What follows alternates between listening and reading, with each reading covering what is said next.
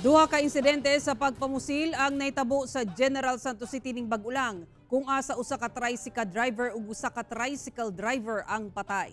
Atong sayro ng detalye niini sa live report ni Abby Caballero. Abby.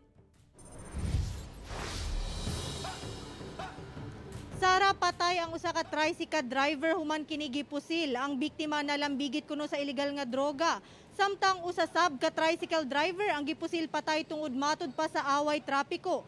Tungod sa sagunsong insidente sa pagpamusil, nakigpulong si Mayor Lorely Pacquiao sa kapulisan sa syudad. Nagbangutan ang kabanay ni Joel Francisco human siya gipusil patay sa Purok Rovalgon, Barangay Kalumpang, General Santos City.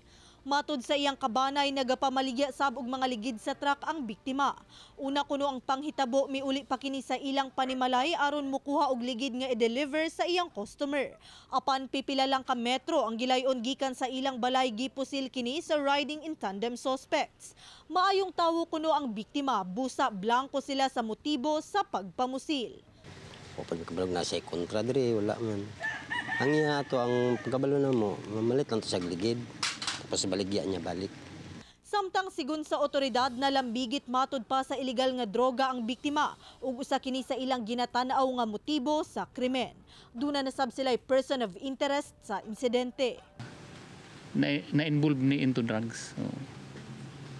So nung dinigap natin ang investigation, nagkaroon ng unsihan doon sa kanilang transaksyon, no? Og prior sa insidente, nakatanggap na ito ng threat. Samtang patay sab ang tricycle driver nga si Victor Viajidor sa pagpamusil sa Barangay Dajangas East sa General Santos City gihapon. Sa investigasyon, samtang nagapamasada kini gipusil kini sa usa ka lalaking sakay sa motorsiklo. Human ang insidente, nakapangayo pa kuno og tabang ang biktima. Itabangan pa naman siya, ma'am, kay luoy mo na kayo mo siyang tabang. Abi mo naipit lang, kaya di man niya maalas ang paa. Mo to pag duol na mo, nagkitaan man na mo ang bala sa ubos mo sa dibiyaon, atras din ni mo to. Naay single nga motor ni Dagan dayon siya, pero wala jud mi kabalo nga mao tong napusil. Matud sa kapulisan, una ang panghitabo duna kini nakaaway nga kaubang driver. Aktibo daw kini nga nagadepensa sa iyahang mga kaubanan sa toda pag naay mga problema.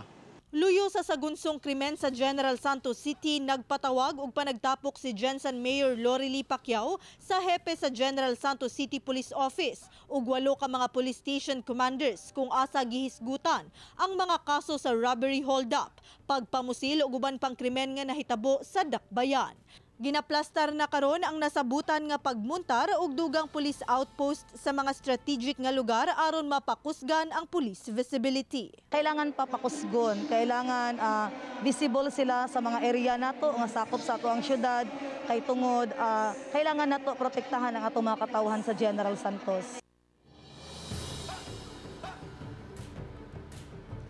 Sara, naglaom si Mayor Lorely Pacquiao nga human sa maong pulong makunhuran ang mga krimen sa Jensen, pinaagi na sab sa tabang sa katawhan. Sara. Okay, dagang salamat, Abby Caballero.